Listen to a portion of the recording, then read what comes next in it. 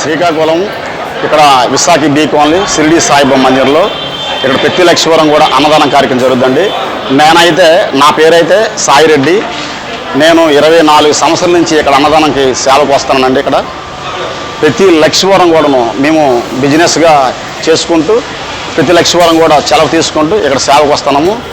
నేనైతే 24 సంవత్సరాల నుంచి 25 సంవత్సరాలు ఇక్కడ సేవకు వస్తానండి. ప్రతి లక్ష్మీవరం కూడా ఇక్కడ 800 నుంచి 1000 మంది వరకు కూడా అన్నదాన కార్యం జరుగుతుందండి. భక్తుల సహకారంతో మాత్రం ఇక్కడ అన్నదాన కార్యం జరుగుతుంది. అలాగే ఎవరైనా సరే అన్నదానం పెట్టాలని అనుకుంటే పెట్టొచ్చు. అలాగే ఒక్కలే పెట్టాలని లేదండి. మనం 2, 3, 4, 5 ఎంతమైనా సరే మనం పెట్టుకోవచ్చు. వేరు వేరు ప్రాంతాల నుంచి కూడా ఇక్కడ అన్నదానం కార్యక్రమం వస్తుందండి.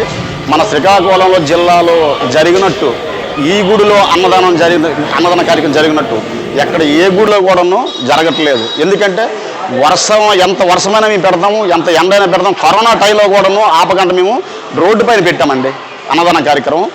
ఇక్కడ సేవకులు కూడా ఏంటంటే సుమారు ఒక 20 మంది 30 మంది దగ్గర సేవకులు కుర్రలు కూడాను సేవకులు ఉన్నారు. వాళ్ళ సేవ కూడా ఏ విధంగా ఉంటుందో ఇక్కడ మీరు తెలుసుకోండి.